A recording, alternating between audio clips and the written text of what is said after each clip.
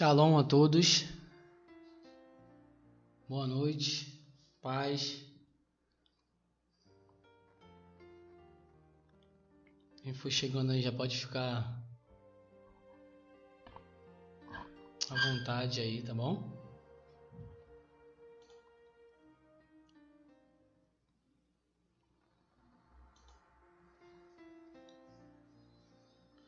Enquanto isso eu vou compartilhar aqui, já vou compartilhando, vocês já vão dando um ok aí, se vocês estão conseguindo já ouvir o som, se estiver legal.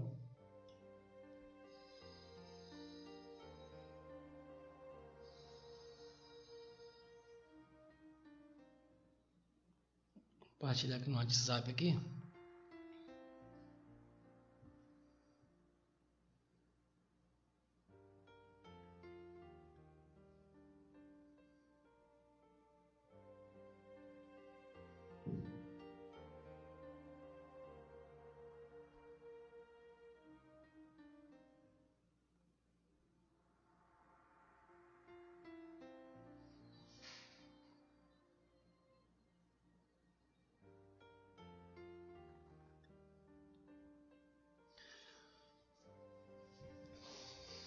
Dá só uns minutinhos pra galera que for chegando aí, tá bom?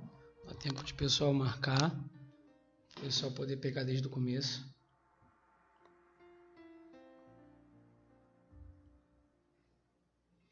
Deixa eu só copiar o link aqui.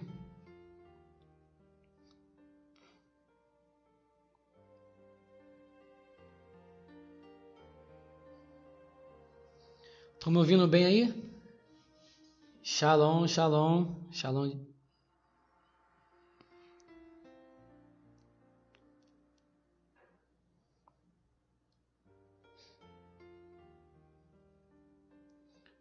Shalom, pastor Diego. Shalom, Luana, Daniele.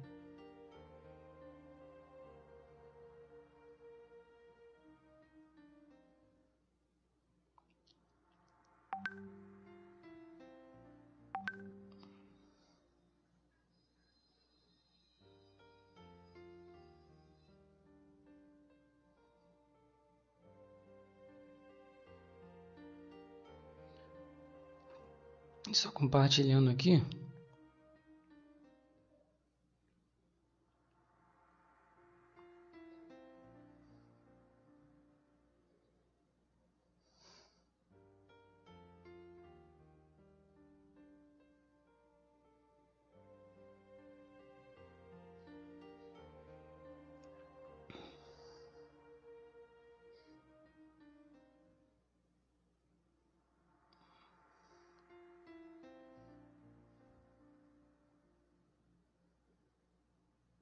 Deus mais uma vez hoje possa se manifestar no nosso meio através da sua palavra. Que Deus possa abrir a nossa mente, abençoar cada um que está acompanhando aqui.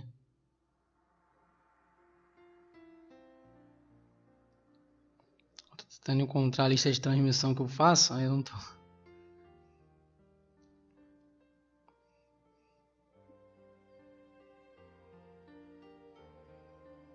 Não estou conseguindo encontrar.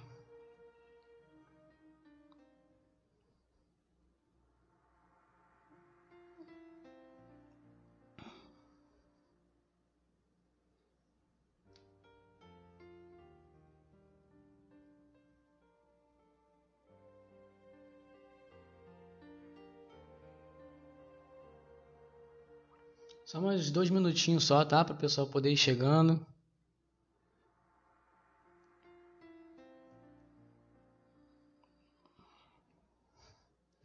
Pior que eu perdi mesmo a lista. Achei.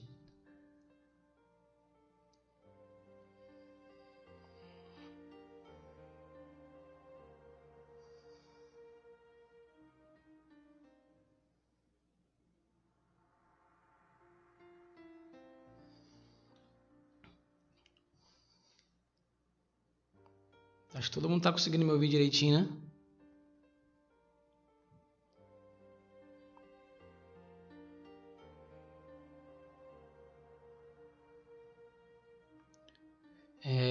Mais uma vez, graças a Deus, estamos aqui reunidos pela live, que assim foi a forma com que é possível, né? Que nos é possível fazer hoje. Mas também creio que é da vontade de Deus, para que o nome dele possa ser glorificado, a sua fama. Esse é o título que eu coloquei aí hoje. É um pouco disso que nós iremos falar. Nós iremos falar um pouco também sobre o arraial de Israel, o acampamento de Israel. Eu coloquei até um vídeo aí na tela. No caso, esse vídeo aí, ele sem imagem é mais para uma ilustração, até porque ele não está sendo tão fiel assim às escrituras, por conta que não é nem a intenção desse vídeo ser fiel às escrituras, mas só para a gente poder ter uma noção do arraial, do acampamento, da organização a qual Deus instituiu para que o povo tivesse se posicionar. A partir do momento que o tabernáculo dele se colocava no meio, aí sim todas as tribos tinham a direção aonde elas iriam acampar. E para quem ainda despreza esse assunto, ou menospreza, né? Fica um pouco complicado a gente entender muitas coisas que Cristo falou, sem entender o arraial, sem entender a imagem que Deus trouxe através de Moisés, através do santuário. E como a gente tem repetido nessas lives, Cristo ele não tinha o chamado Novo Testamento para ler, ou muito menos para poder pregá-lo, citar Mateus, citar Lucas, porque tudo isso foi escrito bem depois da sua morte. Então Cristo citava a Torá e os profetas. Que são a Torá e os profetas? São os 5 primeiros livros da Bíblia. Os profetas, que são Jeremias, Isaías, também os Salmos, os Cânticos. E Cristo se baseou em tudo isso para poder agir, para poder ter atitude. Ele fala: eu não vim fazer nada novo. Tudo que o Filho faz, o Pai já fez. E é essa essência que a gente está tentando falar durante todos esses dias de estudo. Tudo que o Pai fez foi o que o Filho refletiu para nós na sua vinda. Colossenses vai falar que Cristo é a expressão exata de Deus. Como eu tenho comentado esses dias, não importa o que a religião fala acerca do eterno, não importa o que o Brasil fala acerca do eterno, não importa o que Israel fala acerca do eterno, não importa o que os Estados Unidos fala acerca do eterno, não importa o que cultura fala acerca do eterno. Um dia, toda a humanidade, toda a terra, presenciou o próprio Filho falando para nós acerca do eterno. Ninguém melhor para falar sobre a fama do eterno, melhor do que o seu Filho. Ninguém melhor do que falar dele, senão aquele que veio de lá. Falamos aqui umas semanas atrás que todos nós estamos dentro dele. Atos vai dizer que nele nós existimos, nele nos movemos e nele nos movimentamos. E é por isso que ele diz também que ninguém viu a Deus. Ninguém jamais viu a Deus, porque toda a criação, inclusive dos anjos, dos homens, todos nós estamos dentro do eterno.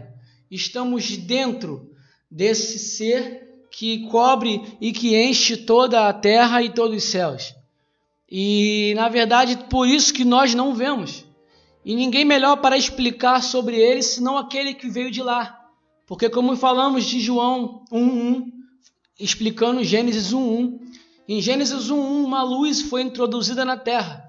E se todos nós estamos dentro do útero de Deus, dentro de Deus existindo, nos movimentamos, um dia, lá no princípio, alguém foi introduzido dentro de Deus. Alguém que estava com ele, no princípio estava com Deus. E no princípio era Deus. Até que essa luz ela foi introduzida dentro do eterno. E ele, por isso hoje é chamado de filho, porque ele foi introduzido dentro do eterno. E ele hoje passa para nós a fama perfeita de alguém que esteve lá. Ninguém melhor do que ele para falar sobre a fama do eterno. E já entrando no assunto, eu vou colocar uma imagem aqui para a gente poder fazer meio que um panorama já, começar já a entrar na organização do Arraial. Para mim vale muito mais a gente entender a essência pela qual o Criador fez tudo isso e falou tudo isso, do que a gente decorar. A gente vai aqui entender um pouco sobre os utensílios do santuário mais para frente. Vamos entender um pouco os nomes de cada tribo, dos cabeças de cada tribo. Iremos entender um pouco sobre a quantidade, que são 12, nós já sabemos. Mas não é só para você decorar de cor, saber de cor quantos utensílios tem no santuário, quantas tribos tem. Na verdade, o que nós estamos tentando falar desde o início é a essência do Criador. Que mensagem o Eterno quer nos passar?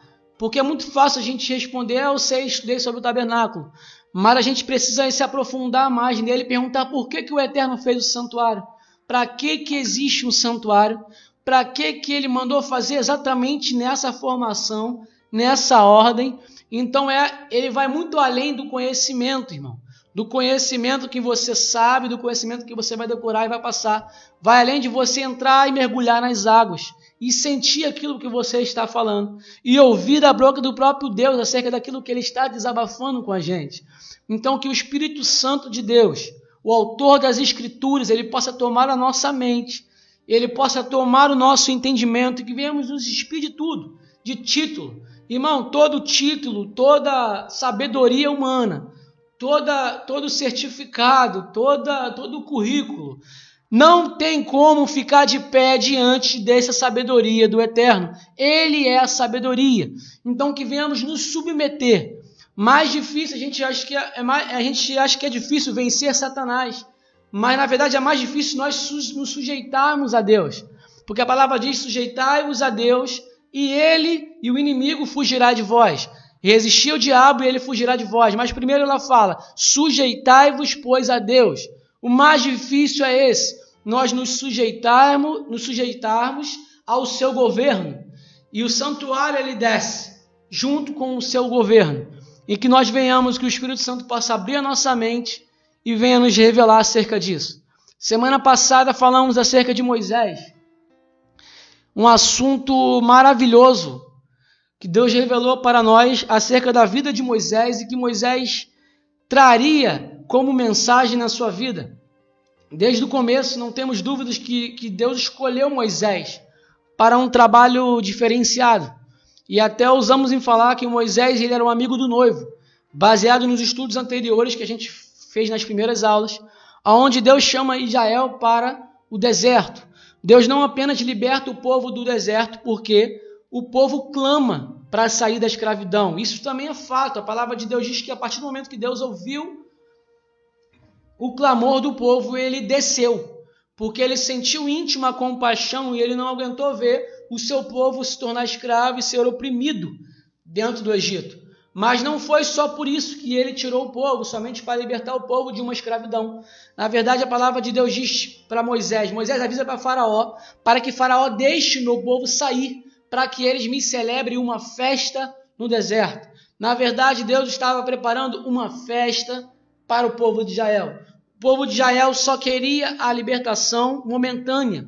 O povo de Israel, como nós, às vezes, só queremos uma libertação de uma escravidão que a gente está vivendo. Só queremos uma cura, só queremos uma coisa que a gente está esperando naquele momento. E por isso, pela nossa necessidade, nós nos aproximamos de Deus.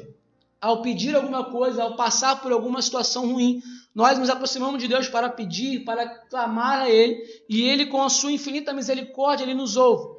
Mas, na verdade, nós temos uma intenção quando nós oramos, mas Ele tem uma intenção quando Ele age, que é diferente da qual a gente acha que é a necessidade naquele momento. O povo de Israel estava clamando para sair do Egito, porque não estava aguentando aquela opressão. Mas enquanto isso, Deus queria tirar aquele povo, porque Deus via naquele povo uma esposa, e Deus queria se casar com ela. Deus viu aquele povo, Deus amou aquele povo, e em Osés vai falar que o povo não tinha nada. O povo estava jogado, o povo estava escravo, e ele pegou aquele povo, deu um banho, trocou de roupa, colocou um pingente no nariz, ou seja, fez uma aliança de noivado com o povo. E a gente viu aqui nas semanas anteriores que prestes a Moisés descer do monte, para concretizar essa aliança que ainda era de noivado, como nós temos uma aliança com Cristo hoje, de noivado, esperando até o momento que ele voltar. Ele foi para o Pai, preparava-nos um lugar para mim, para ele, para nós, aliás, e nós estamos aguardando ele voltar. Quando ele voltar, finalmente estaremos casados com ele.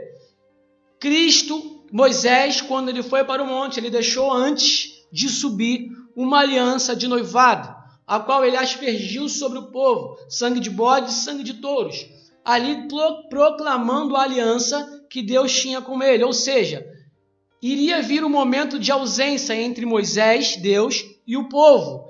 E nesse momento de ausência serviria para provar a fidelidade do povo, porque Deus não precisa nem provar sua fidelidade. Mas quando Moisés está prestes a descer, após os 40 dias, em que Deus está preparando tudo para Moisés entregar para o povo levanta um outro Deus, o povo levanta um bezerro de ouro, e fala assim: Arão, esse aí foi que nos libertou do Egito. E eles chegam a esse nível de adultério contra o Eterno, que subiu no monte com Moisés para preparar um casamento para ele. E a gente vai ver que Deus se ira com isso. E o que tem a ver tudo isso que a gente está falando? O que a gente vai ter a ver isso com a fama? Na verdade, nós estamos aqui tentando desde o começo fazer com que você comece a ler a Bíblia com os olhos de Deus e não com os seus olhos, não com os meus olhos. A Bíblia, ela responde ela mesma. Como eu disse, nós temos uma intenção quando nos estamos lendo, mas Deus tem uma outra intenção quando Ele está falando. Então, na verdade, nós precisamos entrar na dimensão do Espírito, entrar na dimensão de Deus e olhar para o povo com os olhos de Deus, para entender a todo momento que é Deus que quer estar presente no meio do povo, que é Deus que quer estar presente e falando com o povo, mas a todo momento o povo não quer nada disso. O povo só quer um lugar que ele possa não ser escravo, o povo só quer um pouco de comida, um pouco de pão, um pouco de carne, depois a gente vai ver isso no deserto. E Deus, ele só quer ter intimidade com o povo. E chega até a ser um pouco constrangedor a gente falar sobre isso, porque não é para a gente olhar para Israel agora e achar que eles são um povo de dura serviço, que eles realmente são. Isso foi o Eterno quem disse. Mas ver que eles são os nossos representantes. E se eles são representantes de toda a terra, porque nós também somos um povo de dura serviço. E podemos ver no povo um espelho e olhar para nós mesmos através das atitudes que o povo está tendo. Então paramos exatamente nesse momento, falamos sobre a forma com que Deus se manifestou, explicamos, a Bíblia explicou para nós sobre por que ele se manifestou entre as trevas, por que ele se manifestou entre as nuvens escuras. Falamos também nas outras aulas por a graça que foi revelada, que se Deus se manifestou com pavor, se manifestou pelas trevas, de uma forma tenebrosa, destacando o espinho para o povo. Com Moisés, ele não destaca a ofensa. Quando ele se apresenta para Moisés, ele destaca a graça. Vimos isso semana passada. Um Deus se apresentando para o povo e um Deus se apresentando para Moisés. Eu até falei do tabernáculo, porque Deus está acima de toda a terra. E toda vez que ele se manifesta, toda vez que ele vem falar conosco, onde ele está assentado, no seu sublime trono, onde ele está sentado lá em cima, onde ele está lá em cima e alguém está aqui embaixo, ele vem para trazer juízo, ele vem para falar para a gente parar de pecar, ele vem para falar para a gente parar de sair dessa vida que a gente está urgente. É um Deus lá de cima, trazendo juízo para nós aqui embaixo. Mas quando é um Deus que está do nosso lado, na nossa frente, como ele falava com Moisés face a face, não é um Deus falando para Moisés parar de pecar, é um Deus falando para Moisés: Moisés, entra, porque eu quero ter intimidade contigo. Assim foi como Adão. A palavra que a gente compartilhou algumas semanas atrás foi que Adão foi colocado diante do trono, diante do Éden, no jardim que foi posto ao oriente do Éden. Adão ali ele poderia ter uma intimidade. Ali Adão poderia ter um relacionamento com Deus de face a face, como Moisés está nos apresentando aqui. Mas o Adão ele fere a santidade de Deus dentro do santuário, e quando Deus se apresenta para ele, Deus não está mais na frente, é como alguém que quer intimidade. Deus está agora em cima e ele vem: Adão, aonde você está? E a voz de Deus, a palavra fala que ela ecoa no jardim. E Adão teme, porque não é um Deus agora querendo um relacionamento, é um Deus querendo juízo, é um Deus trazendo juízo, justiça, pelo aquilo que a gente fez de errado. E esse panorama que eu estou fazendo do primeiro estudo até o dia de hoje, para quem até está chegando agora, vai trazer agora uma luz para nós, para podermos entender o que queremos falar daqui para frente. E nessa situação em que o povo trai a Deus, a gente parou semana passada. Vou colocar o versículo na tela. Mas antes eu vou colocar o versículo na tela aqui. Deixa eu só achar aqui.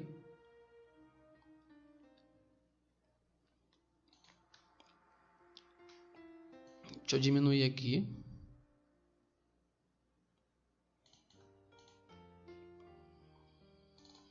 Só para a gente poder relembrar aí e poder seguir adiante hoje. Coloquei na tela o versículo que é onde nós vimos e a Bíblia nos explicou que Moisés a todo momento ele pede que alguém vá no lugar dele.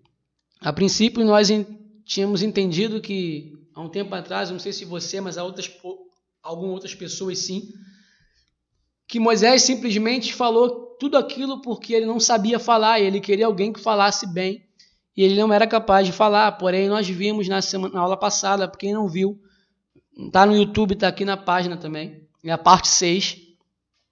Moisés a todo momento ele sabia do que ele estava falando. E ele diz aqui no Êxodo 4, ele diz assim, então disse Moisés ao Senhor, meu Senhor, eu não sou homem eloquente, nem de ontem, nem de anteontem, nem ainda desde que tens falado ao teu servo, porque sou pesado de boca e pesado de língua. E disse-lhe o Senhor, quem fez a boca do homem? Ou quem fez o mudo, ou o surdo, ou o que vê, ou o cego? Não sou eu, o Senhor? Vai, pois, agora, e eu serei com a tua boca, e te ensinarei o que hás de falar.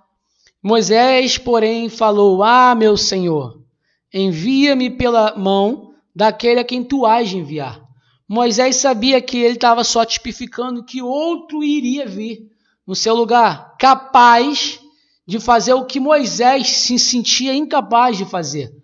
Moisés apenas estava fazendo parte de um grande projeto como nós, porém todas as escrituras estão apontando para alguém. Moisés sabe do que está falando. E eu vou colocar o outro versículo aqui, não vou nem ler o resto.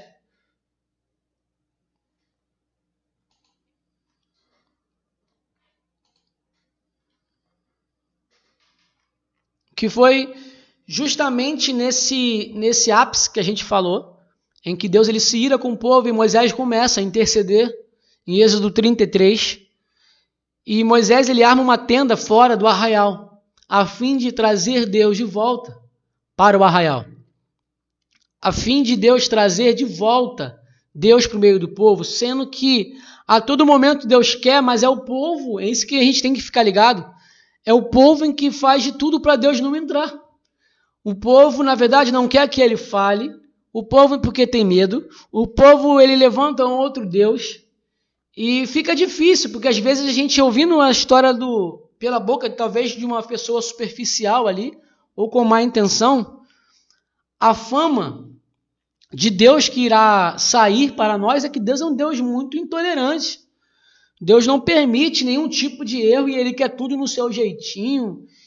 E, na verdade, isso é mentira. Na verdade, não é essa fama que Deus quer nos mostrar. E você vai ver, você está vendo tudo isso.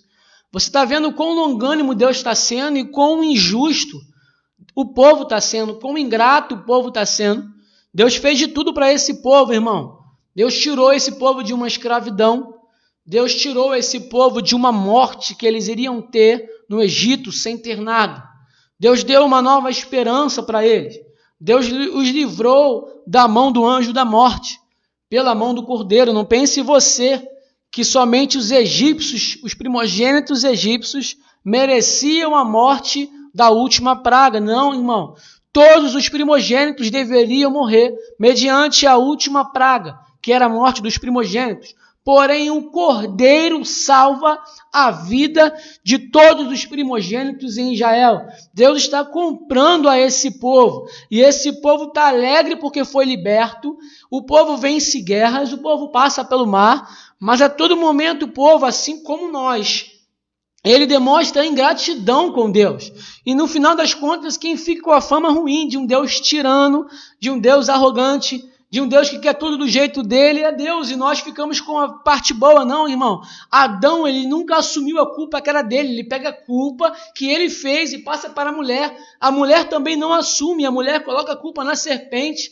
E isso que nós temos, essa atitude que nós temos é de alguém que é filho de Adão, que a culpa não assume e que toda a fama ruim joga para Deus. Deus é o ingrato, Deus dá o castigo que a gente não pode suportar. A culpa é de Deus no que está acontecendo no mundo, a culpa é de Deus por isso e por aquilo outro, e nunca a culpa é da humanidade. Então você não conhece a fama de Deus. Você não conhece ainda o nome de Deus, se você pensa assim. Porque, na verdade, nós somos o culpado. A humanidade está assim por conta da nossa dureza do coração. A palavra diz que Deus ele assenta no globo da terra e ele vê nós, seres humanos, como gafanhotos. Se ele quisesse fazer com que nós parecêssemos pequenos, ele não usaria a figura do gafanhoto, ele usaria a figura de formigas. Mas ele usa a figura de gafanhoto porque o gafanhoto ele destrói a própria casa. Então Deus está observando a gente. Ele deu a terra para o homem habitar e ele está vendo a gente destruindo a nossa própria casa. Então, na verdade, não venhamos colocar a culpa de Deus. É por isso que eu estou te convidando hoje a olhar pelo outro lado das Escrituras. Não de uma boca superficial, não de uma boca injusta, mas da boca do próprio Espírito Santo, que está falando para você assim: quem tem ouvidos para ouvir, ouça. E você vai ver quão bom Deus é, o quão longânimo Deus é, e quão tardio em irar-se Ele é. Se chegou à justiça, porque Ele esperou muito tempo para trazer juízo. É porque Ele deu muito tempo para a gente se arrepender e mudar. E até antes mesmo do juízo chegar, vem com a graça. A graça sempre vem antes do juízo. E Ele diz assim: Moisés, disse ao Senhor: eis que tu me dizes, fazes subir a este povo, porém não me fazes saber quem hás de enviar comigo. Novamente Moisés está querendo saber quem é aquele que Deus irá enviar. Deus aqui está irado com o povo. Moisés, bota a sua tendinha do lado de fora. E Moisés sabe que a solução está nesse cara aí. Ó. E ele fala assim: quem hás de enviar comigo? E tudo disseste: conheço-te por teu nome, também achaste graça aos meus olhos. Agora, pois, se tenho achado graça aos teus olhos, eu rogo-te que me mostres o teu caminho e conhecer-te-ei.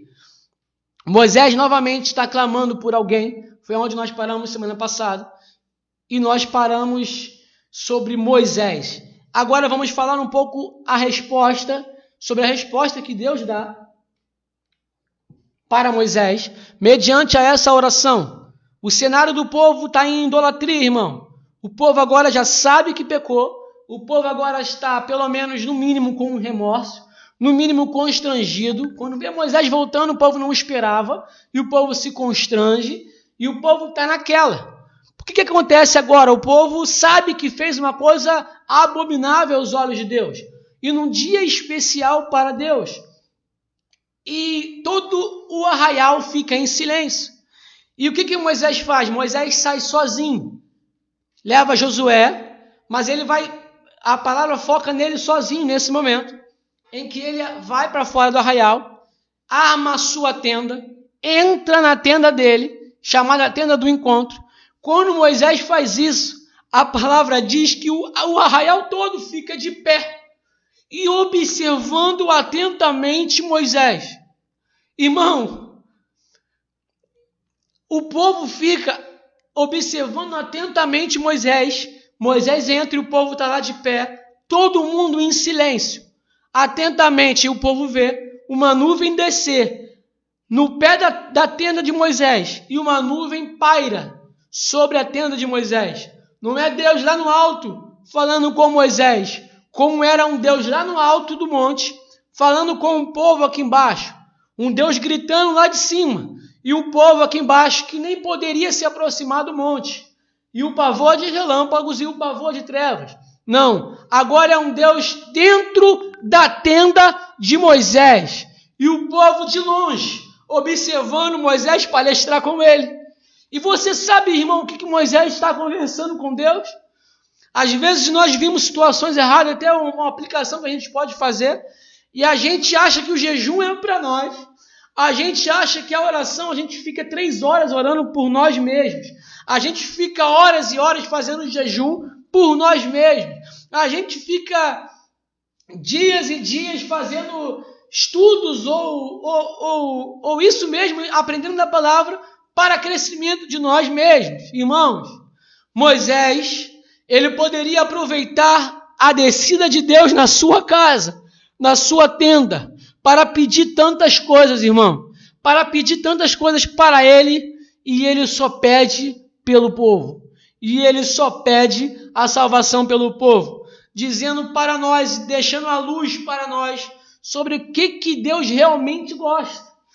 Às vezes a gente acha que nós seremos alimentados quando nós comermos o pão, mas Deus ensina para nós que nós seremos alimentados quando nós partimos o pão com alguém. Então isso fica até a dica para nós sobre o conhecimento das Escrituras. Nós aprendemos mais, nós nos alimentamos mais quando estamos compartilhando com alguém do que quando simplesmente estamos ouvindo. De todas as formas nós estamos nos alimentando, mas o estudo, o pão está sendo multiplicado quando nós estamos repartindo.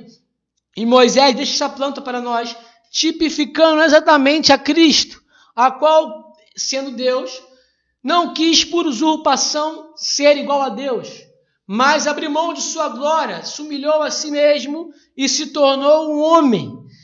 E se humilhou ainda mais, se tornando servo dos homens.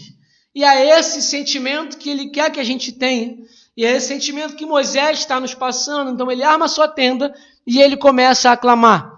E o povo de pé, do lado de fora, acompanhando. E Deus, ele responde.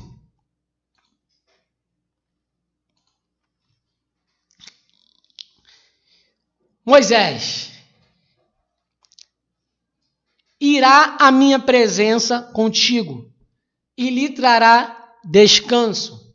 Então lhe disse, Moisés respondeu, se tu mesmo não fores conosco, não nos faça subir daqui. Temos uma boa notícia. Deus ele se compadece do povo pela intercessão de Moisés, tipificada em Cristo, é óbvio. Tudo está apontando para Cristo desde o começo. Não preciso nem ficar falando aqui. E Deus dá uma resposta para ele. Irá a minha presença contigo, ou seja, eu irei contigo e lhe trarei descanso. A minha presença irá contigo e ela te trará descanso. É isso que Deus fala. Essa palavra descanso aí, essa palavra é a mesma que aparece para o nome de Noé, Noa, que significa descanso. Já fica a dica também aí por alto. E Moisés fala para Deus assim, Deus, se você mesmo não for conosco, não nos faça sair daqui. O que a gente viu semana passada, a gente não tem como eu repetir aqui agora, mas foi Moisés falando com Deus mediante a anjos. Moisés sabe que Deus ele trabalha na terra por meio de anjos. Fica aí também mais um ensinamento para a gente que acha que como que Deus falava, se Deus é inacessível, nós estamos dentro dele. Deus age por meio do seu sacerdócio. Deus só fala por meio dos seus sacerdotes ou dos seus profetas. Deus precisa de um sacerdócio para ele agir. Isso a gente vai ver claramente no tabernáculo quando a gente entrar. E Moisés sabe disso. Moisés está vendo a sarça e Moisés sabe que quem está falando com ele através da sarça é um anjo. Mesmo que ali está sendo revelada a outra pessoa, o anjo está falando com Moisés. Porque a partir do momento que o Adão ele saiu do jardim, foi expulso, a palavra diz que Deus colocou querubins, pôs querubins no seu lugar. E são a partir dos querubins que é feita a distribuição da Torá e dos ensinamentos, porque eles são os sacerdotes da terra. E é por meio dele que os homens, os profetas e os sacerdotes ouvem a voz de Deus. Só que Moisés ele pede uma coisa mais ainda ousada para Deus, porque ele sabe de tudo isso, ele sabe que é por meio de anjos, Ele sabe que é um anjo que está com ele no Sinai, ele sabe que é por meio de um anjo que está com ele no Monte Horebe. Porém, ele fala para Deus nessa hora que, quando ele vê a ofensa do povo, quando ele vê a ira de Deus chegando, ele vê que o anjo não irá solucionar o problema dele. Ele vê que um anjo não irá completar aquele vazio que agora se encontra entre o povo e Deus. Porque agora existe uma ofensa no meio, separando Deus e separando o povo. Poucos versículos atrás, Moisés fala para o povo: ficaem aqui, que eu vou subir, que eu vou buscar uma expiação para vós. Você pode ler aí direitinho, eu só não separei esse versículo. Moisés fala para o povo, desculpa, que ele irá falar com Deus e irá buscar uma expiação pelo pecado do povo. O povo fez uma ofensa, cometeu uma ofensa muito grave e precisa ser feita uma expiação por esse pecado. E Moisés fala, vou repetir, fiquem aqui, que eu vou buscar uma expiação que remova os seus pecados. E é quando Moisés arma sua tenda e começa a pedir essa pessoa aí. Você não vê Moisés pegando um touro ou pegando um bode ou fazendo algum sacrifício. Ele fala que vai buscar uma expiação, mas ao mesmo tempo ele entra na tenda do encontro e ele pede para Deus essa pessoa aqui. Talvez o judeu hoje vai bugar, porque ele não está pensando, o que tem a ver essa pessoa com uma expiação? Mas vamos continuar. E ele fala, se você mesmo não for, eu não quero anjo. Eu não quero por intermédio de anjo, eu quero se você mesmo não for conosco, nem nos faça sair daqui. É a oração de Moisés. E eu quero que você... Vamos ver o que Moisés está pedindo aqui. E o que ele pediu no versículo anterior. Ele pede aquele que irá diante do povo. É isso que ele pede. Nós lemos no versículo lá no começo, lá no Monte Horebe, onde Deus se apresenta. Moisés pede alguém que Deus já disse para ele que iria enviar. Quem é essa pessoa que Deus falou que iria enviar? Vou colocar aqui na tela.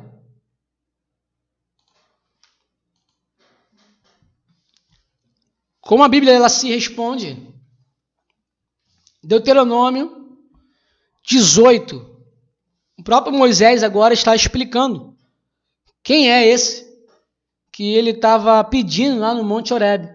Ou que, na verdade, o povo também clamou no Monte Horebe. E ele diz assim, Hashem, para quem não sabe, Hashem, no português significa o nome santo, que é esse daí.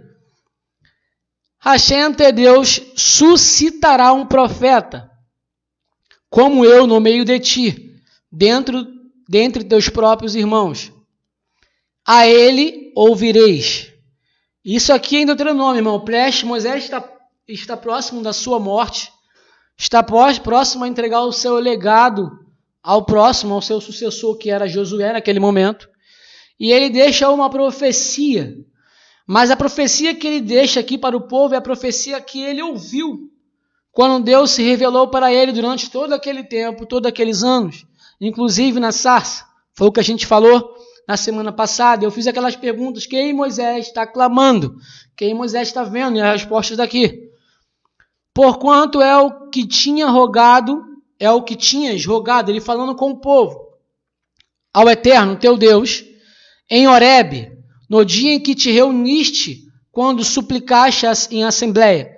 Naquele dia que nós falamos, se não me engano, no estudo 3, na parte 3, onde Deus reuniu toda a assembleia para ele falar.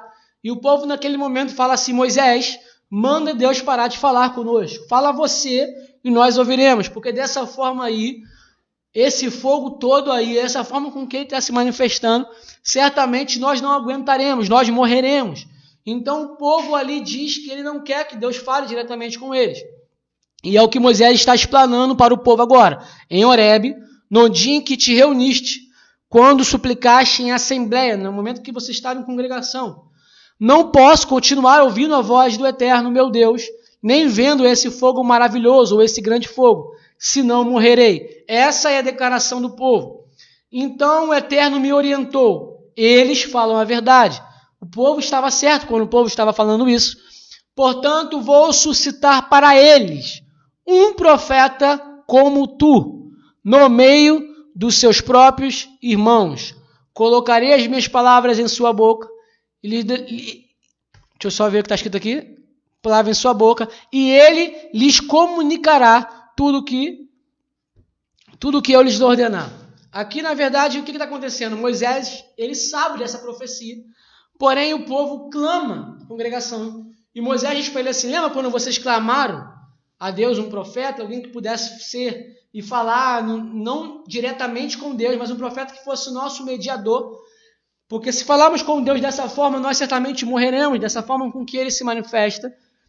E aqui existe uma profecia, onde Deus diz para Moisés que virá um profeta, semelhante a Moisés, que se levantará dentre os irmãos, ou seja, dentro do povo de Israel, a qual por meio dele eles obteriam descanso.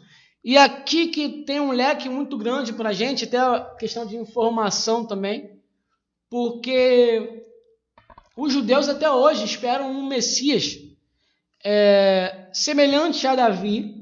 Os judeus até hoje esperam um Messias rei, que irá vir, reunir o povo, ganhar todas as guerras dos inimigos de Israel, vai assentar no seu trono em Israel e irá reinar. Essas profecias de fato são para o Messias que nós estamos aguardando, tanto quanto eles. Porém, não era a partir de Davi que Deus começou a profetizar o Messias. Deus ali profetizou um rei, é verdade, que seria o Messias e que iria governar, iria dar libertação, iria dar salvação para o povo. Porém, aqui em Moisés, no Monte Sinai, Deus ele está revelando para os judeus, para os gentios e para toda a terra, que antes de ele apresentar um rei semelhante a Davi, ele iria apresentar um profeta semelhante a Moisés.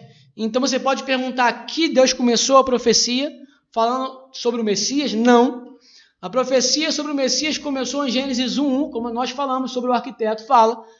E mais claro ainda em Gênesis 3:15, quando a partir da morte de Adão, morte espiritual, a partir da queda de Adão, Deus olhou para a mulher e falou assim, a tua semente pisará na cabeça da serpente. Ali a semente já é profetizada como Messias. Repara bem que o fim de todo reinado, ou o fim de todo o governo, Deus ele profetiza outra pessoa. Mas que essa outra pessoa se encaixa perfeitamente não em Josué aí, que seria o sucessor de Moisés, mas se encaixa perfeitamente não em Salomão, que seria o sucessor de Davi, se encaixa perfeitamente não em Caim ou em Abel, que seriam os sucessores de Adão, mas se encaixa perfeitamente em Cristo. Existem 3 funções destacadas na Bíblia, que é a função de sacerdote, a função de profeta e a função de rei. A gente vai poder falar isso com mais clareza, eu vou até mostrar na tela, quando a gente entrar no tabernáculo. Porém, já vou deixando aqui algumas informações para vocês entenderem bem. Porque a igreja ela foca muito no reinado. Nós somos reis, nós somos filhas do rei, nós somos filhos do rei. Porque amém? Porque é muito fácil ser filho de rei, porque eu vou reinar. Porque eu vou pegar a riqueza, porque eu vou pegar a parte boa, a prosperidade, só. Porque a palavra ela tem 3 funções, que ela de Adão até Cristo é profetizado de uma forma muito grande. E o sacerdócio sempre foi a prioridade de Deus com o povo. Como eu falei aqui semana passada, Adão como sumo sacerdote. Essa era a vontade de Deus. Como sumo sacerdote, Adão reinaria e Adão profetizaria. Adão faria a função de rei e função de profeta, sendo sumo sacerdote, sendo líder de toda a terra. Porém, quando Adão cai, a primeira pessoa e a primeira função que é destacada é a função de Abel. Abel é chamado por Cristo, se eu não me engano, ou no Novo Testamento, por profeta. Abel é chamado de profeta e ele é o primeiro homem na terra chamado de profeta. E não é por acaso que ele surge logo à queda do seu pai Adão. Se o sacerdócio ele fale, se o sacerdócio está caído, se o sacerdócio agora não ouve mais a voz de Deus, Deus precisa levantar uma boca, justamente para falar contra o sacerdote, para falar contra quem está profanando o santuário. E o Abel foi o primeiro a profetizar contra Adão, não só profetizando que Cristo viria e morreria, mas profetizando quando ele mata o cordeiro assim, Adão, é por tua causa que o cordeiro está morrendo, é por tua causa que o sacrifício aqui está sendo com sangue inocente. E essa profecia faz dele um profeta, o próprio Cristo chama ele de profeta.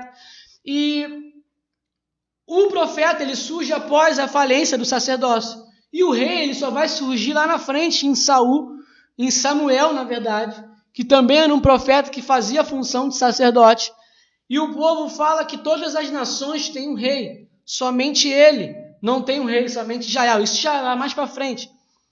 E o povo pede um rei, todo mundo já sabe, Deus dá para o rei, para o povo, Saul, que era um rei aparente, bonito e segundo o coração do povo. Deus até transforma Saul, tem que transformar o coração de Saul. Então, na verdade, o primeiro passo de Deus, ou a primeira vontade de Deus, a vontade principal, a vontade base, que nós vemos no princípio, é que Deus prefere atuar por meio do sumo sacerdote. Porque não é da intenção de Deus ter um rei aqui e um sacerdote aqui. Porque não toda hora que o rei tem que ter alguma atitude, o rei tem que perguntar ao sacerdote.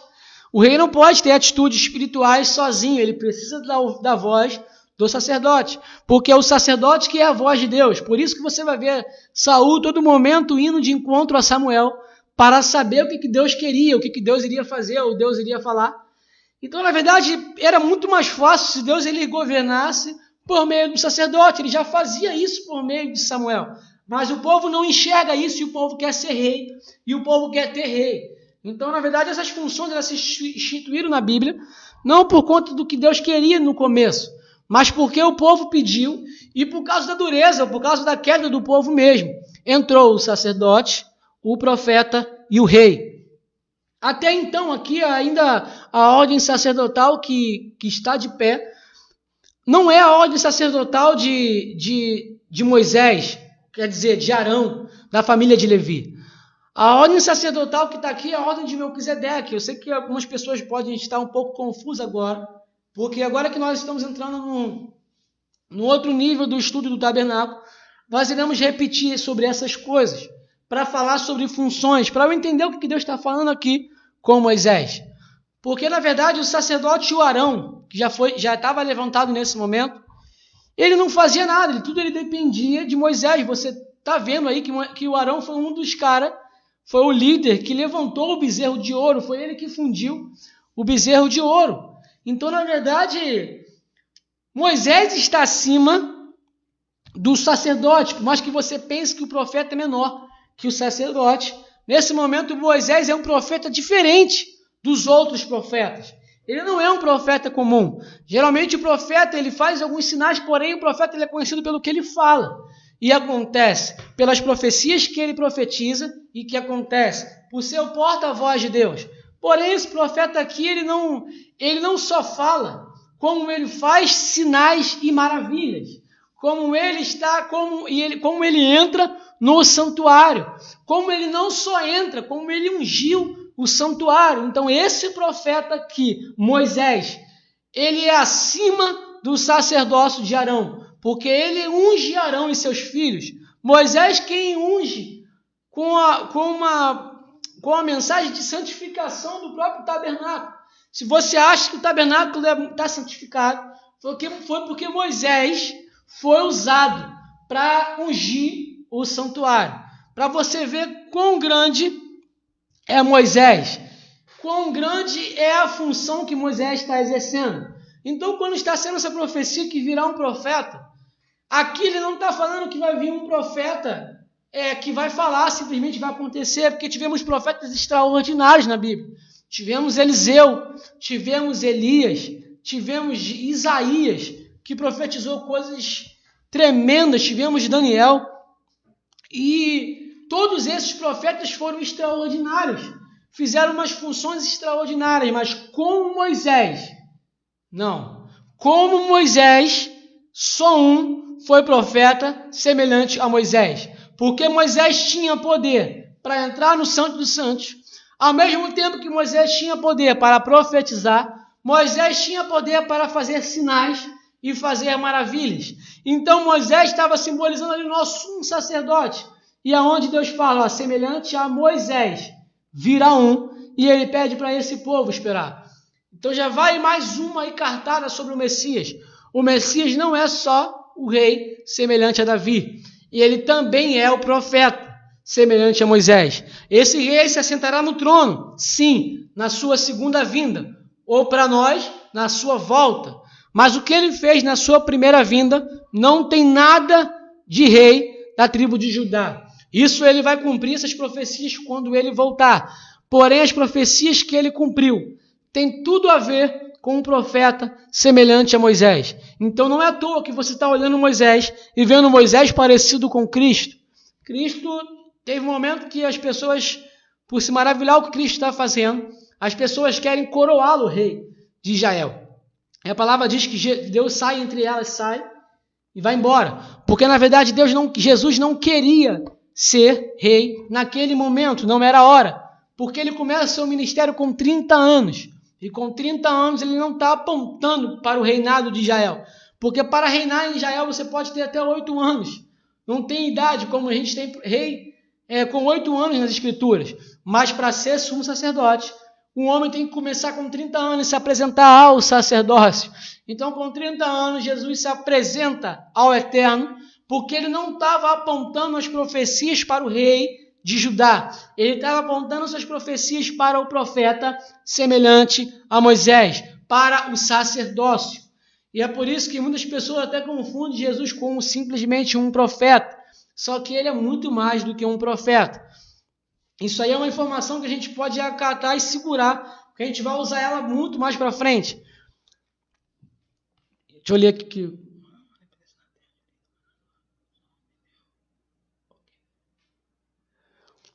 Até o pastor Diego comentou aí, falando que há uma dependência na terra de um líder, isso é fato.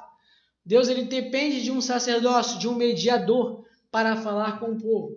Você vê aí todo momento Deus se manifestando com Moisés de uma forma que jamais ele poderia se manifestar com o povo. E ao mesmo tempo você vai ver o povo não querendo ouvir a Deus, mas com a dependência daquele líder ali para poder fazer tudo acontecer ou poder fazer com que eles conhecessem aquilo que o Eterno estava falando.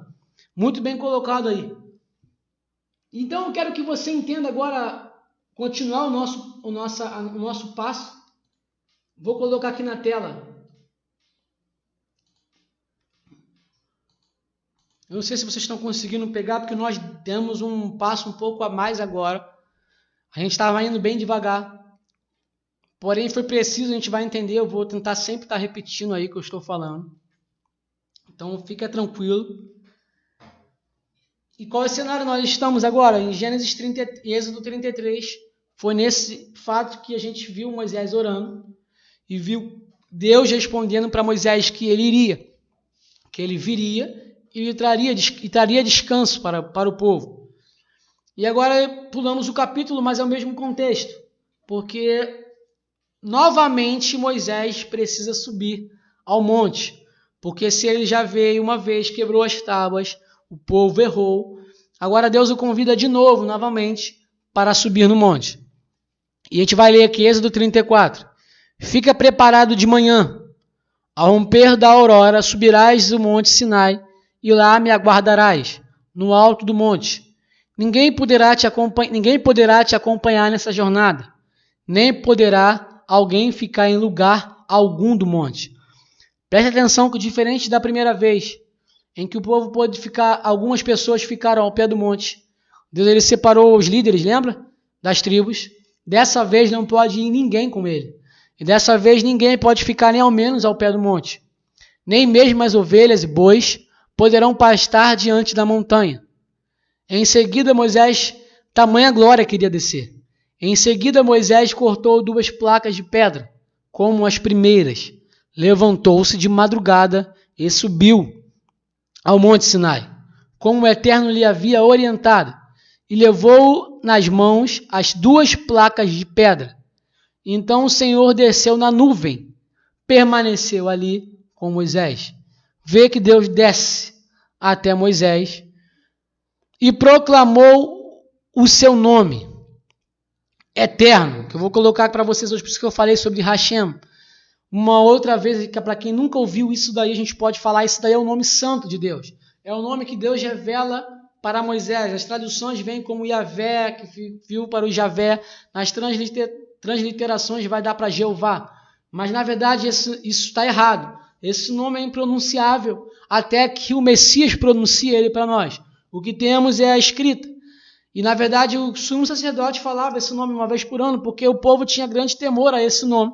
Porque aquele que falasse, logo após vir um mandamento, esse nome ele seria fulminado, porque por isso que vem aquele mandamento, não falarás o nome do Senhor em vão. Então, na verdade, quando Deus ele fala para Moisés, eu sou o que sou, ele também cita esse nome. Em Êxodo 2, ele revela o nome para Moisés, que nas nossas traduções aí, na maior parte, vem como Senhor, em letra maiúscula. Justamente por essa preservação, para que ninguém fale o nome de Deus em vão. Então, sem um sacerdote para falar, para pronunciar, nós precisamos aguardar ele para que nos revele esse nome. E para Moisés foi revelado esse nome.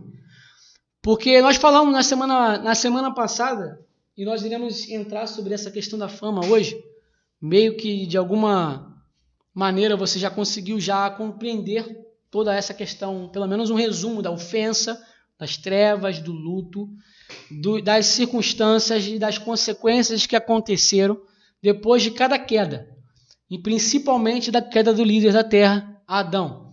Só que em Moisés nós vimos que a palavra diz que a morte reinou de Adão até Moisés, como nós falamos semana passada. A palavra não diz que a morte reinou de Adão até Cristo. Quando Cristo venceu na cruz, a morte parou de reinar. Não é isso que a palavra fala. Paulo conhece muito bem o poder da morte de Cristo. Paulo é um dos maiores pregadores, se não o maior, do chamado Novo Testamento, sobre a morte e a ressurreição de Cristo. Porém, o Paulo fala uma coisa muito interessante. Ele fala, a morte reinou de Adão até Moisés. Porque em Moisés foi começado a ter revelações diferentes. Não que a graça começou em Cristo. Não que a graça começou em Moisés. A graça ela foi apresentada para a humanidade antes da ofensa.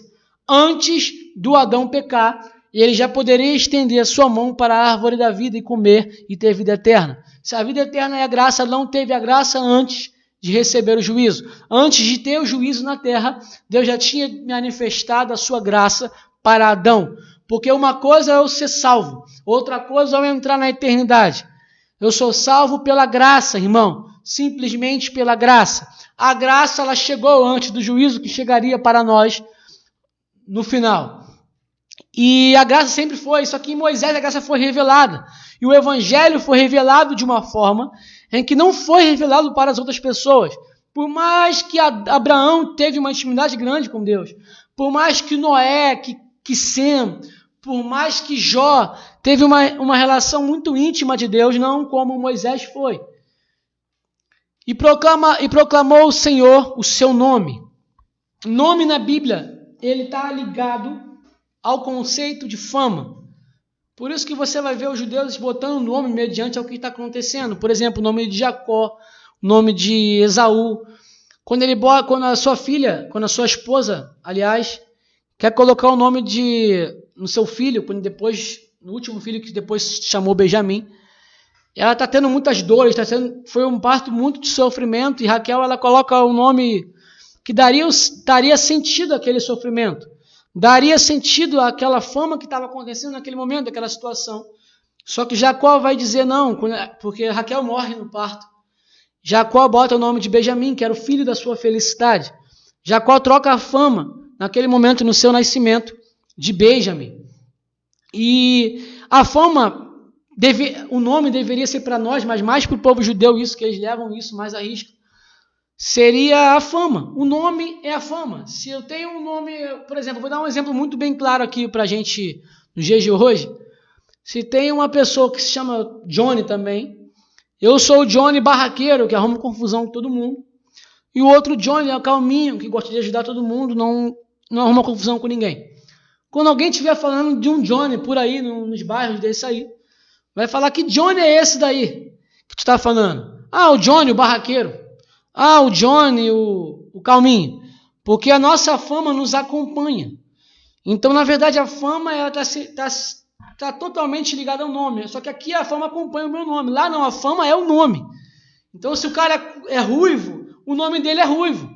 E todo mundo vai olhar para ele e vai saber por que o nome dele é ruivo. Porque ele é ruivo. Deu para entender mais ou menos aí? Eu acho que todo mundo entendeu. Então, a fama está ligada ao nome. E Deus ele se preocupa muito com o seu nome. E muito com a sua fama. Uma situação muito clara essa. Cristo como a imagem de Deus. Cristo como aquele que apresenta para nós como que Deus pensa. Cristo, ele chama os seus discípulos numa situação muito interessante, que ele chama os seus discípulos e fala assim, estão dizendo aí. O que estão dizendo aí ao meu respeito? Demonstrando uma atitude de alguém que realmente está preocupado com o que as pessoas estão falando, com o que as pessoas estão olhando para ele e o que eles estão vendo. Jesus está preocupado que está vendo pessoas vendo ele fazer milagres, fazer sinais, ensinar. Ele está querendo falar assim, o que essas pessoas estão decifrando acerca das profecias, daquilo que eu estou vendo? Será que eles estão conseguindo ver quem eu sou? Ou estão deduzindo quem eu sou pelas minhas atitudes? E os seus discípulos falam assim, estão dizendo aí que você é só um profeta. Porque de fato ele parece um profeta. Estão dizendo aí que você é Jeremias, estão dizendo aí que você é João Batista, estão dizendo aí que você é um dos profetas e tal. E Jesus, está bom, beleza. Mas e vocês? Para vocês, quem eu sou? Aí o Pedro, com o cheio do Espírito Santo, ele vai falar, você é o Filho de Deus, mestre. O Messias, ungido de Deus. E Jesus fala para ele assim, muito bem, Pedro, que isso não foi te revelado da carne, isso foi te revelado dos céus, o Espírito que te revelou isso. O que Jesus está querendo dizer aqui? Primeiro, que ele está preocupado com a sua fama, com o seu nome. E segundo, que somente consegue enxergar a fama dele quem consegue enxergar com os discípulos, com o Espírito, aliás. Porque se eu olhar Jesus, eu vou ver Jesus de várias formas. Eu vou ver Jesus como um profeta, como um rei, como isso, como aquilo. Mas quem é Jesus? Somente quem pode nos revelar isso é o Espírito. E é isso que a gente vai tentar nos revelar aqui agora. E é isso que Moisés está perguntando. Moisés quer conhecer. Moisés, mostra-me o teu caminho. Moisés quer saber quem é esse que vai com ele. Moisés quer saber a todo momento. E agora é a hora de que Deus se revela, ou revela a sua fama através do seu sacerdócio, revela a sua fama para Moisés, como aconteceu com Pedro.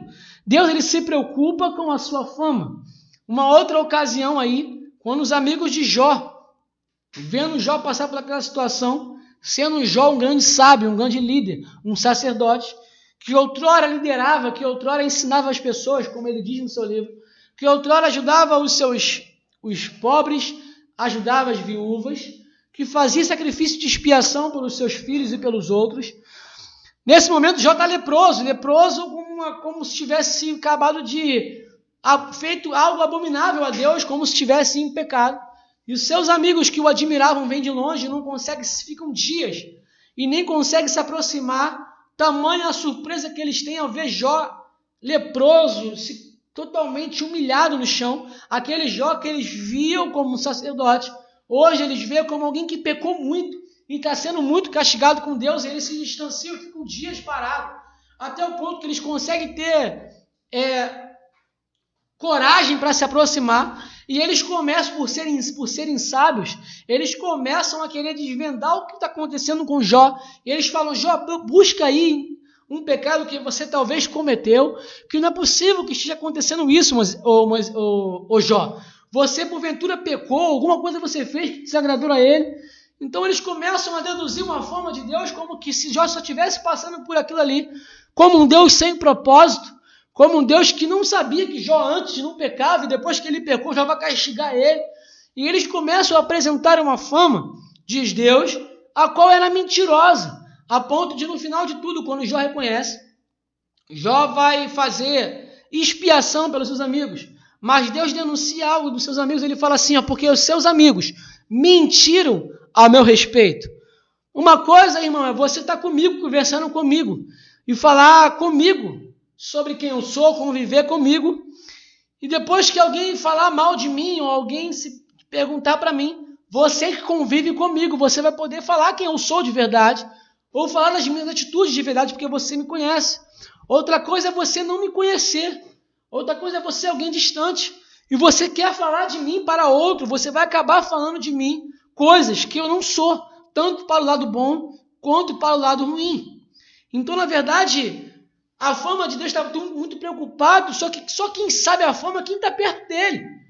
Porque não é só eu conhecer a ele, é ele me conhecer. Se eu perguntar aqui para nessa live, aqui todos que estão assistindo, quem conhece o jogador Neymar, todo mundo vai falar, todo mundo conhece o jogador Neymar. Mas se você perguntar ao Neymar se ele conhece algum de vocês, a resposta vai ser outra, que provavelmente não. Não conheço fulano. Johnny, não conheço não. Mas eu posso muito bem estudar a biografia do Neymar, a história do Neymar, porém eu não convivo com ele não me conhece, é diferente. Porque não é uma conversa entre Deus e Moisés, é uma conversa entre Deus e Moisés e Deus. Ele fala com Moisés, face a face, irmão. Os amigos de Jó mentiram a meu respeito. Então, na verdade, ele revela para o seu amigo a sua fama nessa noite.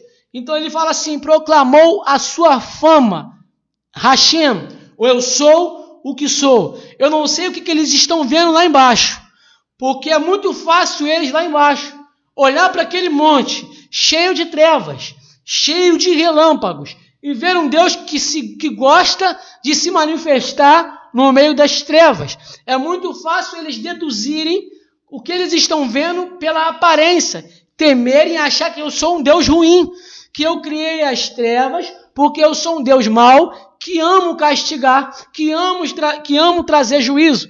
É muito fácil o povo que não me conhece, é muito fácil o povo que está longe achar que eu sou um Deus tirano, que eu estou lá em cima vendo criancinhas aqui embaixo sofrendo e eu não faço nada. É muito fácil o povo que está bem longe, que nunca teve uma intimidade com ele, falar que ele é injusto pelas coisas ruins que acontecem na terra. Então ele diz, Moisés, você me conhece face a face. E ele se revela a Moisés, e proclamou o seu nome. Hashem, avisa para eles, eu sou o que sou. E como prometera, passou diante de Moisés proclamando. Ele passou diante de Moisés proclamando, Hashem, Deus compassivo e misericordioso. Hashem, longânimo, cheio de amor, paciente e fiel. Eu não sei o que eles estão vendo lá embaixo, Moisés. Se é um Deus tirano, é um Deus injusto. Mas olha o que eles fizeram comigo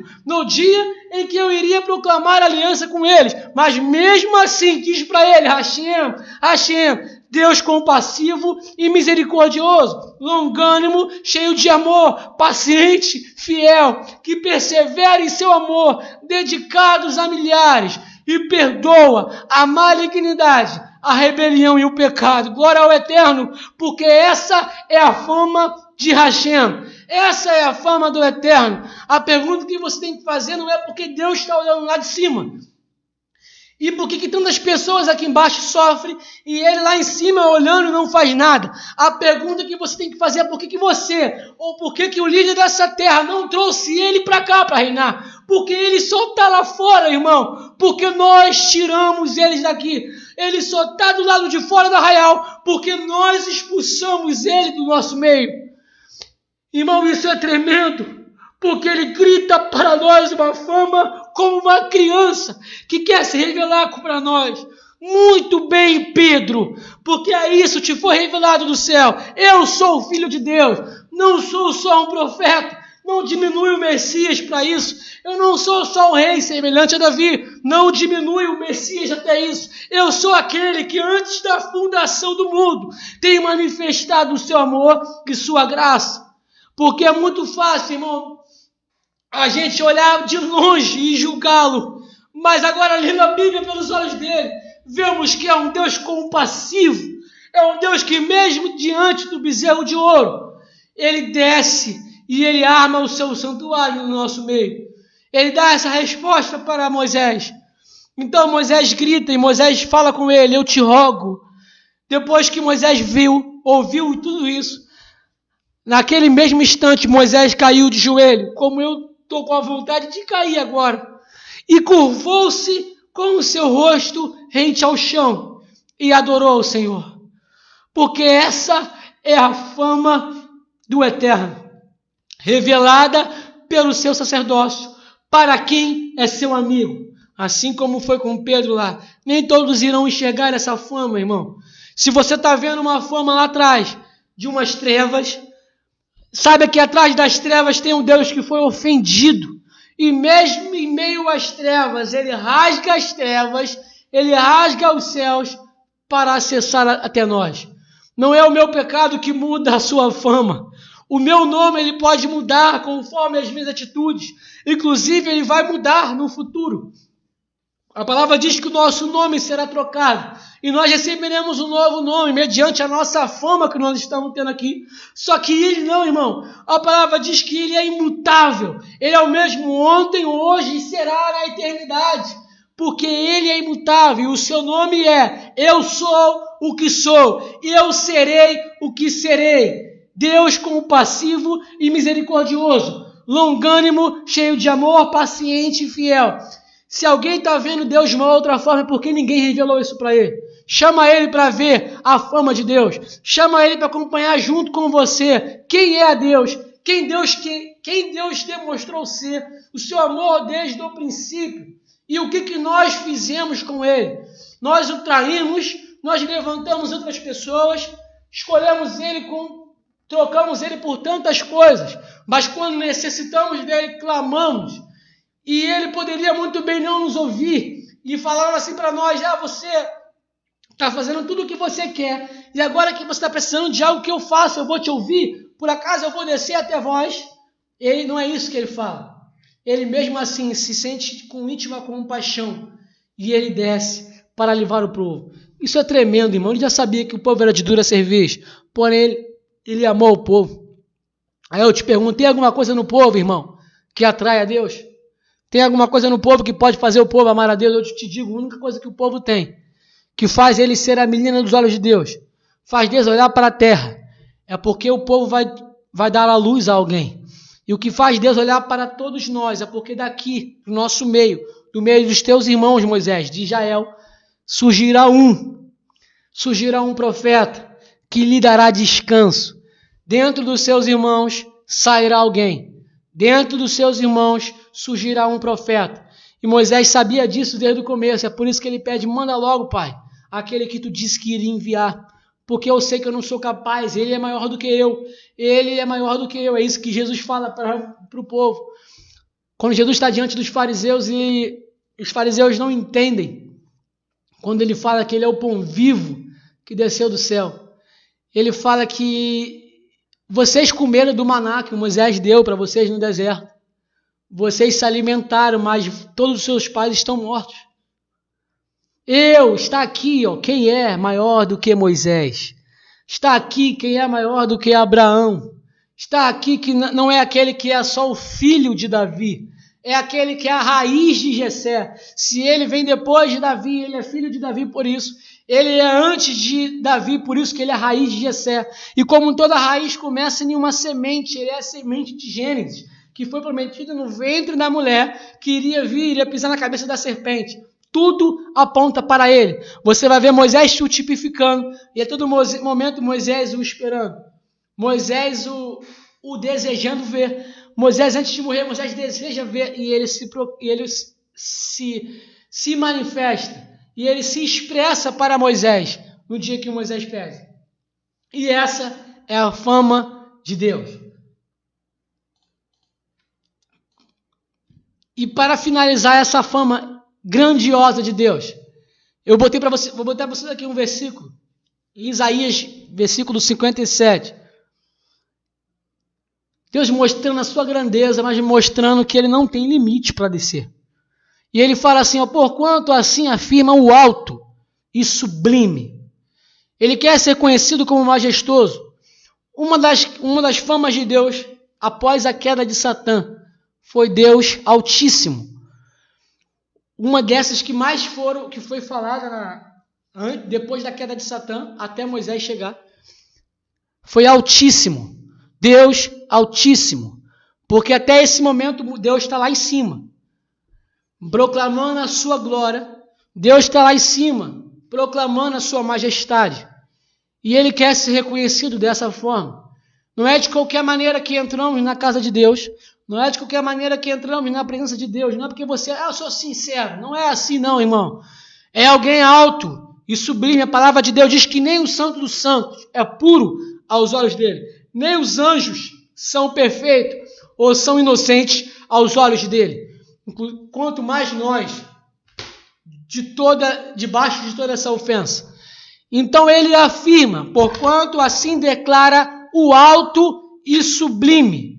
Foi dessa forma que ele ficou conhecida a partir da queda de Adão. Ele ficou conhecido como o Altíssimo, aquele que está lá em cima. E toda a terra tem que se dobrar, toda a terra tem que reconhecer a majestade, glória a Deus por isso. É o Altíssimo. Mas será que ele quer ficar lá em cima e olhar para nós aqui embaixo?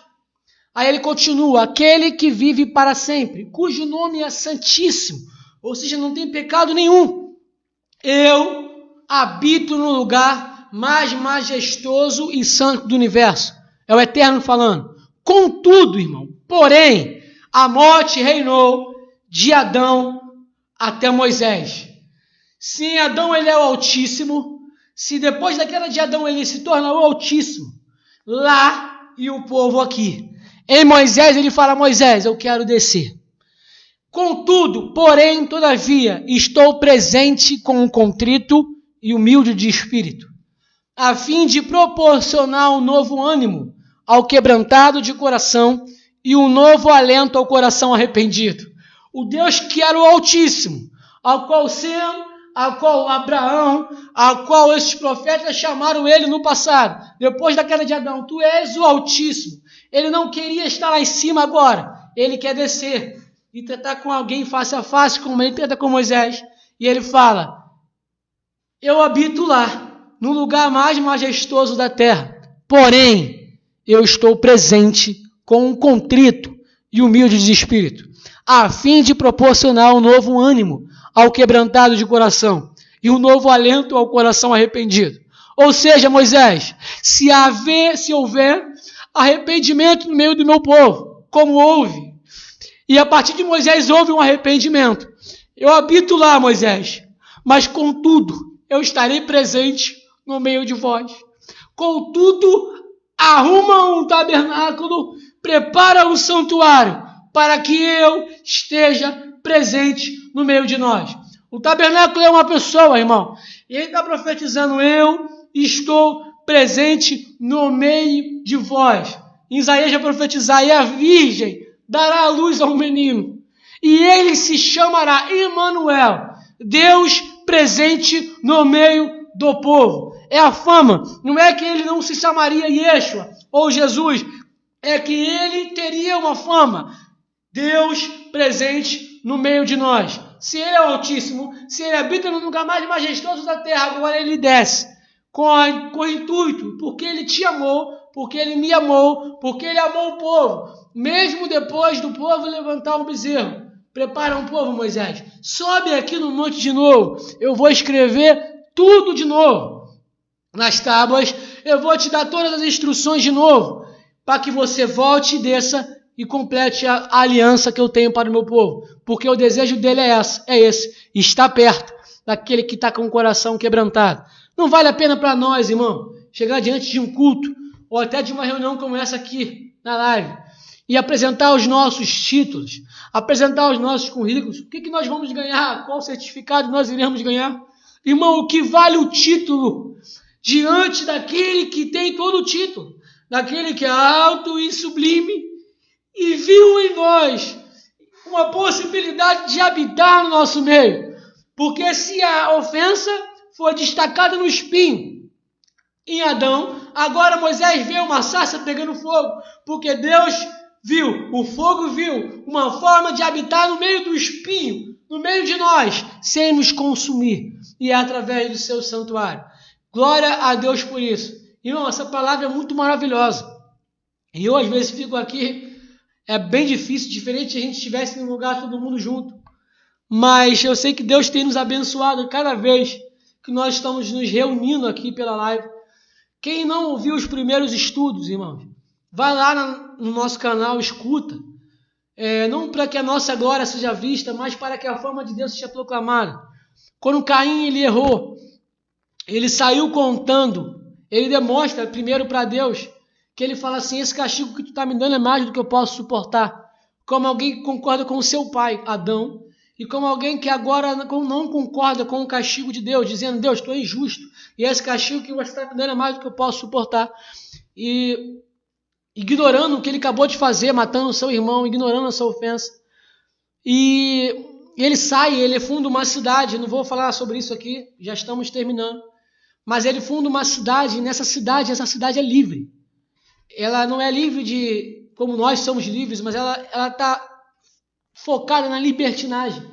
E Davi vai demonstrando com os seus filhos e com sua forma de governar o quanto ele é opositor ao Eterno, o quanto ele é opositor à opinião do Eterno. Porque quem está na presença de Deus, ele se torna pior que quem está lá fora. Quem está lá fora erra, irmão, mas agora você pega alguém que já esteve aqui dentro. E quando ele sai, sem se arrepender, ele se torna uma pessoa pior. E se eu não me arrependo, eu me torno um opositor. Se eu estou dentro da congregação e eu erro, e eu não assumo que eu erro, eu boto a culpa em todo mundo, e eu saio sem um arrependimento, eu me torno um opositor, porque tudo que Deus falou, eu quero provar ao contrário. Tudo que eu ouvi da palavra, eu tento provar ao contrário. Se Deus diz para amar o meu próximo, eu falo para amar a mim mesmo. Se Deus diz para eu falar isso, eu faço outra coisa. E foi isso que o Caim fez. Ele começou a proclamar a fama de Deus de uma forma totalmente errada, a ponto um dos seus filhos, né, dos seus descendentes, matar duas pessoas. Ele fala assim, se Caim é amaldiçoado, Lameque, que ele está falando de si mesmo, Lameque é amaldiçoado 70 vezes 7. Ele já estava se gloriando na maldição que Caim recebeu, e ele estava querendo até mais uma maldição ainda, porque ele não conhece a Deus, ele está longe, e ele está ouvindo o que o seu líder Caim está proclamando a ele. Porque se um sacerdote, irmão, ele cai, ele não deixa de ser sacerdote, ele é apenas um sacerdote corrupto, ele apenas agora se tornou um sacerdote falido, e ele continuará liderando, só que não mais aqui dentro, lá fora. Satã, como um sacerdócio, ele liderava, ele tinha um poder de persuasão lá em cima, ele tinha uma influência muito grande, ele ensinava a palavra de Deus, como a gente viu nos outros estudos. Porém, quando ele sai, ele começa fazendo sua própria função, só que de uma forma contrária. Agora ele é um opositor. Adão, quando sai, ele não se arrepende, ele é um opositor. Caim agora é um opositor. E agora uma outra fama, um outro nome está sendo falado dentro da cidade de Caim. E por incrível que pareça, o único que poderia proclamar uma fama boa ali era Abel, só que Abel é morto.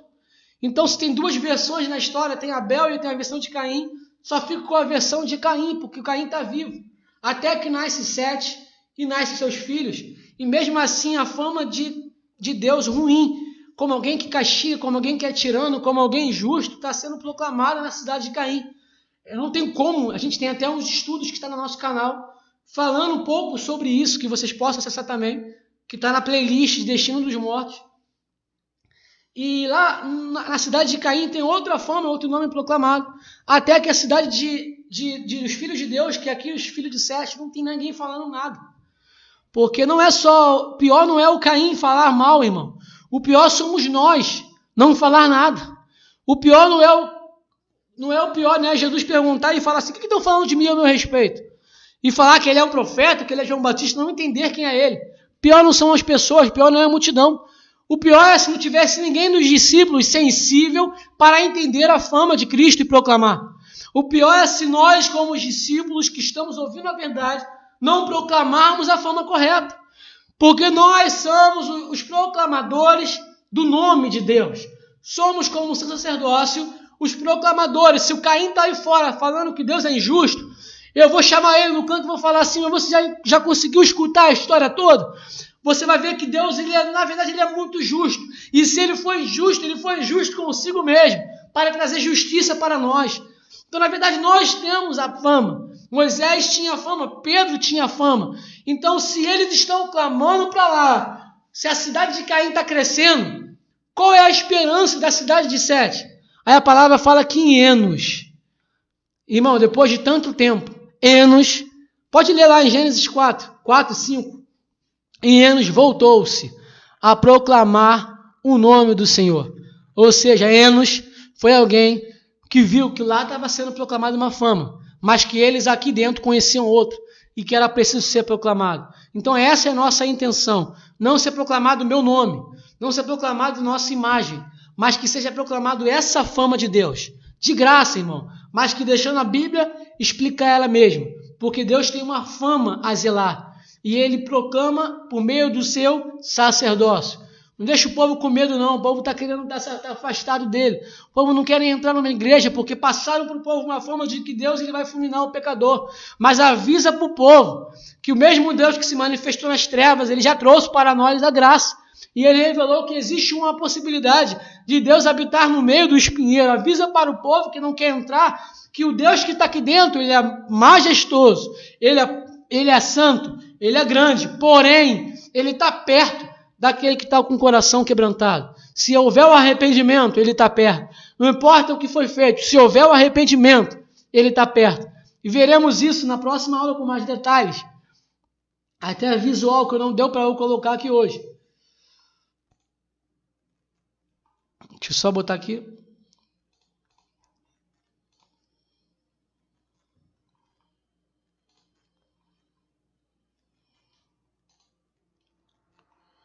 Só botar aqui o... Iremos viajar no santuário para entender por que essa arrumação toda aí. Por que Deus está no meio, o povo está... Por que Deus está querendo proclamar com o povo tão organizado, com as 12 tribos? Então que Deus possa te abençoar mais uma vez. Agradecer a todos que estão aí. Continue orando por nós, porque... Ao mesmo tempo que nós temos a graça e o privilégio de falar sobre ele, também tem lutas, também não estamos com medo disso. Mas que continue orando para que o nome dele seja proclamado. Não sei até quando vai esse estudo. Iremos falar um pouco do arraial, um pouco do propiciatório, não iremos mais adiante. Depois dessas só se Deus permitir, assim Deus, se Deus permitir. E que você possa proclamar essa fama, proclamar essa graça. E entender que por mais que ele esteja longe, por mais que a glória dele nos assuste, que a majestade nos faz a gente temer e temos que temer mesmo, porque não é de qualquer maneira. Ao mesmo tempo, ele desce e ele está presente com quem está com o coração quebrantado, com quem está com o coração contrito. Não importa onde você esteja longe, não importa onde você esteja, quão longe você esteja, não importa. A graça vai até aí. O espinheiro é fácil se queimar, é fácil ser fulminado, mas ele trouxe uma forma de o fogo descer no espinho sem fulminar o espinho. Glória a Deus por isso. Então fica com Deus, proclame essa fama, Deus abençoe vocês.